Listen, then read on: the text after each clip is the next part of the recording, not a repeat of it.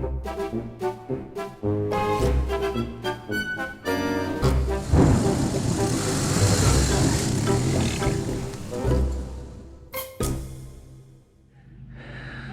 we are at Camp Awesome Players, and it is hot. We've been here since 11 o'clock this morning and we're dying. So we're waiting for the briefing, which is gonna happen around 7 o'clock. But in the meantime, at the inspection, it was revealed that Marc's rear wheel bearing on the Africa Twin was shady, so it probably would make it. But luckily, one of our neighbors had the right bearing, so we are going into Operation Wheel Bearing. I have been diagnosed as having a loose bearing. My bearings don't seem to hold direction very well, so. But Eric, luckily, oh, look at the punches. And I have a special bearing to fit it. To push it back in. So it's going to. Do we have a marteau? Yes. Cool. Hey. Look at this. I mean, we are punched up and everything. Yep. You know, the guy who keeps his and here is the Africa Twin getting surgery. Tippy tip tap. After watching Marc fumble around for a bit, Pat got tired of being a spectator and jumped in. Il est gros le punch, hein? Prends ça ici, prends celle-là ici. Yeah, that'll be better. Marc. Enlève ça, c'est du bras, ça brise arrière. Yeah. Je suis dessus, là? Ok, vas-y. T'es où, là? Attends, haut. Ok, vas-y. Je suis en haut, là? Ouais. Non, je suis en côté, je l'ai pas. No, it's just chipping the punch? Yeah, it's wrecking the punch. On va la virer bas. Meanwhile, the rest of us were doing everything we could to help. Is she moving at all? No, not at all, not yet. Ivan, you're helping. Oh, yeah, I'm helping. I'm helping. Marc asked for help, and I offered to help Marc, and he said yes, so I sent Ivan, and he didn't move. I'm on my way. I'll be there shortly. In the meantime, I'm sure it's a great struggle. We're all helping. I bring Pat around also. You never stuck with Pat. Any play in the bearing? Can you put the Feels bearing good. on ice for 10 minutes? It feels good. Oh yeah, you can see the movement, man. That's nice. Yeah, it's and it's got lateral movement too. Yep, it's good. It's worn out. Yep. Deuce, man, no rush. Gently, gently. Gently. Oh, it's not your bike. Come on, get it done. Ça va pas à 30 000 pieds dans les airs, on est correct. Un bout à faire encore. How would you describe the progress, Marc? Pretty good. It's only been a few minutes. I haven't even managed to go through one beer helping. Goes to show you when no one cares, it gets done fast. And then finally, it was time for the briefing. It was about 40 degrees Celsius in this room. And the briefing was like pretty much every other briefing at one of these events. Be safe, follow the rules, and don't kill yourself.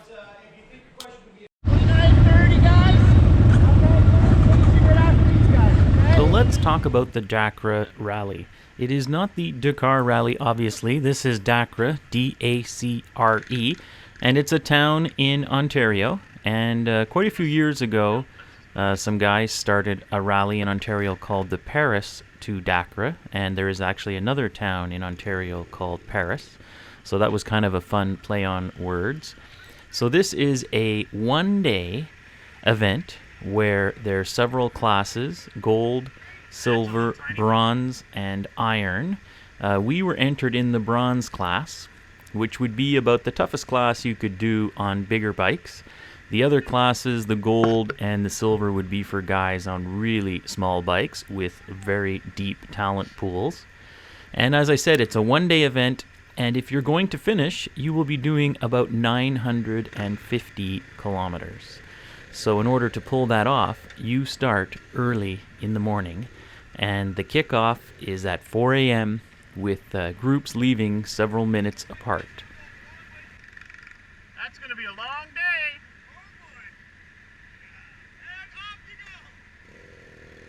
This is a GPS-based event, so basically you will follow the GPS, and a huge chunk of that 950 kilometers is dirt and trails. So you have 24 hours to complete the event.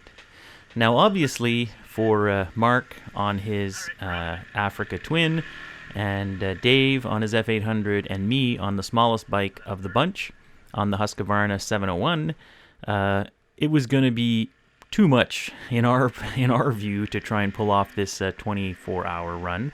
So we had a goal of trying to do half. So our goal was to do about 450, 500 kilometers, which would bring us back at some point to the bivouac area here, and that would be a day for us, which would probably, we were hoping, take us till supper time.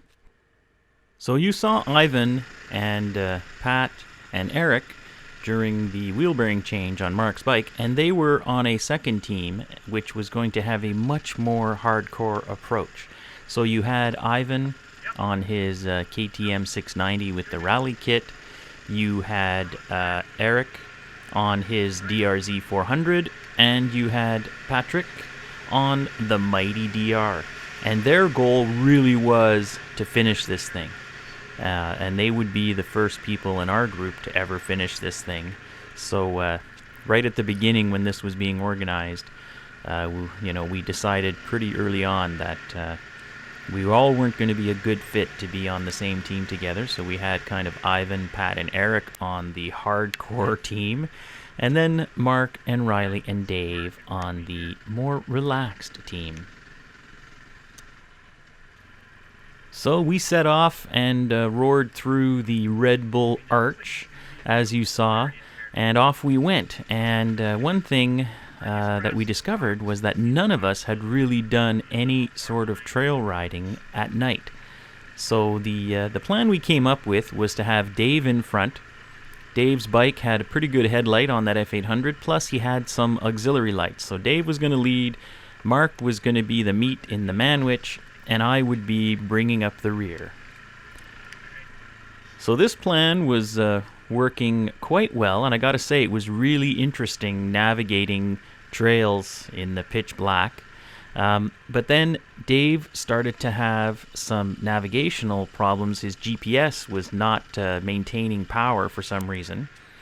So at one point I swapped into the lead, and this is where it became really apparent that the feeble headlight on the Husqvarna 701 just was not up to the task.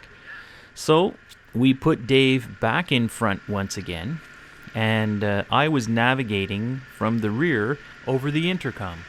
And that worked okay for a while, but for all of you that use Sena voice communicators, you know that they do all of their range testing out on the Bonneville Salt Flats at night, and that's where they come up with these range estimates on how far you can talk. But in the real world, as soon as someone goes down a little dip or around a corner, half the time you lose communication. So that plan kind of fell apart, so we put Marc up in front on the Honda, which also had a decent light. You wanna lead for a while? I'm just out running my headlight. The problem there was Marc was not used to doing GPS navigating. He was relatively new to owning a GPS for this purpose, so we had a few navigational glitches. I think we should have gone left there, right? Is there a cut through up here? No, he's turning around. Yeah. Here you can see us actually being passed by Ivan, Eric, and Pat, and that would be the last time we would see them until we got back to Montreal. So all was going well. A lot of teams were passing us. We were big believers in the slow and steady philosophy here, and we knew it was going to be a long day, and we knew once the sun came up it was going to be a hot day. So we were definitely taking it easy, but we were feeling good. We were moving along at a decent pace, and I think everybody was optimistic that we were going to hit our goal of at least making it halfway. I think we all accept that motorcycling has inherent risks. But one of the things that's kind of bizarre about the whole motorcycle experience in general, and maybe off-road motorcycling in particular, is that you never quite know how an incident is going to turn out. I've seen crashes where guys have shot off into the woods and been hung up in trees, and all they've had to do is extricate themselves, brush the dust off, and they don't even have a scratch. And other times, somebody has a tiny little tip over and something serious happens. We were just beginning to feel the sunrise, and we'd fallen into a formation where Marc was once again out in front, I was in the middle, and Super Dave was in the back. One of the things that was complicating this was that Marc did not have intercom. When we do these events, we've come to rely quite heavily on the intercom. It's not that you can't do these events without an intercom, but it is just so handy to be able to tell the leader that he's missed a turn, or that you're wondering if there's been a navigational error, or to warn him that faster riders are coming up. So certainly not only everybody having a functional GPS is a plus, but everybody being able to communicate is another major bonus. Then disaster struck. It was actually what I would call daylight. It still wasn't 100% daylight, but it was daylight now, and we weren't having any trouble seeing the trails. Marc was still out in front, and we came to a spot where there was a little hill climb. Nothing crazy, nothing that we hadn't done 1,000 times before, and I watched the big Honda climb the hill, and the rear wheel hit a root and kind of kicked out sideways, and down Marc went. Now normally this would be a non-event. Having one of us pinned under a bike is no big deal, and what we tend to do is just wait. There's no point in straining yourself trying to lift one of these big bikes. But I could see Marc thrashing around under that bike, and he was definitely in pain. Something horrible had happened to Marc's knee, and it had bent in a way it is not supposed to bend. We get, are you alright, Marc? Yep, here. Whoa, whoa, whoa, whoa. No, Okay. bad. That's bad. We could hear the rumble of some big bikes coming our way, so we sent Dave down the trail to flag them off so that we didn't have even more problems. And we didn't really know what had happened at this point, but it was pretty apparent that this was serious. Marc's not the kind of guy who is a complainer, so he had a very serious expression on his face, so we knew that that this was the end of our ride for sure, and now it was all going to be about getting some help for our friend. Yeah.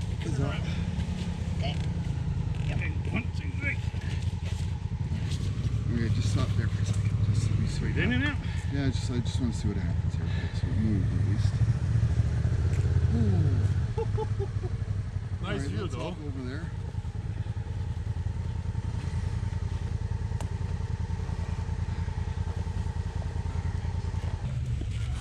Yeah. Hey guys, try not to scratch it, okay? As you just heard, despite having torn who knows what in his knee, Marc was still in good spirits. Didn't even get further than the last year. Don't worry about it. He was a little bummed because he had tried to do the Dacre once before and had had an injury to his foot. And this time we'd actually made it not quite as far as the last time. We'd only made it about 50 kilometers. Of course, all the following groups stopped and asked if we needed any help, but we had plenty of people.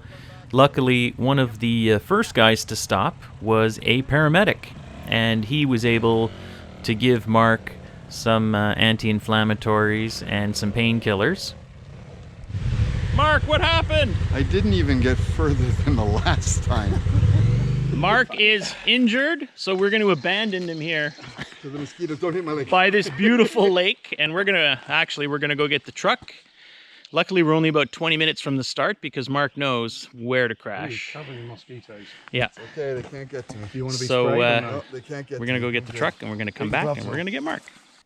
So the cunning plan that we came up with was that Dave and I would head back to get the truck and trailer and come back and recover Marc.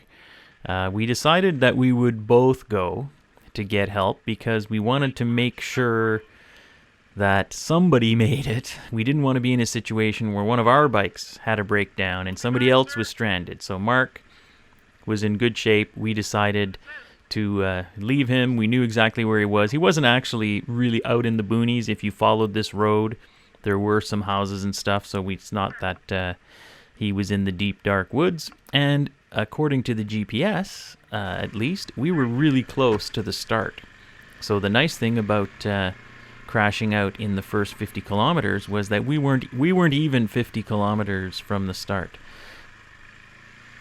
At some point, we stopped doing a lot of video recording because we kind of got wrapped up in the actual events of the day.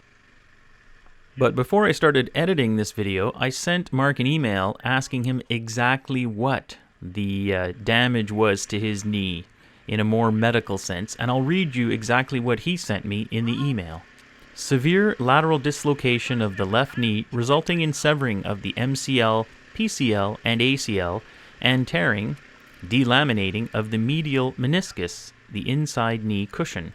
Thankfully, the kneecap was just strained and did not rip, as that allowed me to walk with you guys the same day with your fabulous crutch that I now keep in the garage, and made my knee so much more solid before and after surgery. That really made all the difference. Surgery consisted of orthoscopic reconstruction of the medial meniscus as well as replacement of the ACL and PCL, the two underneath the kneecap, and to finish it all off, conventional surgery to replace the MCL ligament, the one on the inside of the knee. The 3 ligaments were allografts, i.e., cadaver, zombie-donated ligaments. And of course, please use the footage of me stupidly trying to walk on it and the subsequent collapse. Apply all the required colorful commentary. So as you can see, Marc has a pretty good attitude, and this is now the spring of 2020, and Marc is mostly recovered and was actually planning on getting back into riding this season just before all the pandemic stuff basically shut down all of these events. We didn't shoot too much more video at this event, so I'll mention it here while you're watching Dave and I ride back to the truck, that Ivan and Eric and Pat did finish this event. They banged out over 900 kilometers of dirt road, ATV trail, and single track, and actually completed this event in 23 some odd hours. They rolled in after 3 o'clock in the morning, including a roadside clutch change on the DRZ 400. At some point, they passed close to the bivouac area, and Eric kind of was feeling that his clutch was a little bit off, so he threw an extra clutch pack in his backpack, and later on that afternoon, they did a 22-minute, apparently, clutch change on the side of the road. So congratulations to Ivan and Pat and Eric, and I think they were one of only, in all the classes, one of only a handful of people who finished the event. So after a relatively short ride, we rolled back into the bivouac. Marc on our team fucked up his knee. We're just gonna go pick him up in the truck. You got that? Hi, rolling, everybody. Anyways, he's alright, but he can't ride or walk, so we'll go get him. We notified the organizers of what had happened, and then it was into the F-150 to go collect our parcel. Riley. Hey! And Dave. And we are off-roading in the brand new F-150 Awesome Players pickup truck. And we're going to go and pick up Marc. And we decided to, rather than bring the trailer and bounce around like absolute mad, I would just stay kitted up and ride Marc's bike back to the campsite. And Marc will be laying and screaming in the back of the pickup truck very shortly. We're only a few kilometers away from picking him up. And but our day of riding is done, we think, and we'll probably be heading back towards Montreal later on this afternoon, and it's all to be honest, it's all Marc's fault. He rides too fast, he rides too aggressive, and well, he's just a bit of an arse, to be honest, let's face it. But we love him dearly, and so that's why we're going back to get him, because we do love him. No, they said we had to. They said we had to go back and get him. We have to go back and get him. You're not allowed to litter. As we say in the Awesome Players, always pack out your trash. Splendid medical device. Now that is a custom. Designed and fitted. Beauty. Show him the bruises. Let me see the knee. Might have to sit down for that and come back to another video. Oh, little swelly. These are all done. I can feel these. Yeah. These are all solid here, so yeah. It went that way all the way. Even my hip feels a little wanky. Yikes. Excellent. You know what they say? What? Don't crash? No, once you start, Sorry folks, that's all the footage we had of Marc limping around. After that, we all hopped in the truck and headed back to Montreal. En route, we did stop to go to Princess Auto outside of Ottawa, and Marc also wanted a large McDonald's milkshake, so we did stop for one of those. If you would like to ask us any comments or leave us any questions, please do so here on YouTube. Hit that like button and the subscribe button and that alarm bell button. I know that's asking a lot, but then you will get notified of any of our new videos. You can head over to our Facebook page. And what we like to do on our Facebook page is, if you've got any pictures or videos you want to share with us, that's a great spot. And if you want to contact us via email or buy one of our Awesome Players stickers, and now you can buy one of our Awesome Players embroidered patches, head over to awesomeplayers.com, hit the order tab, and you can buy something there. Once again, thanks for joining us on another little adventure of the Awesome Players Off-Road Motorcycle Club, and just like in the old days, we were home by noon.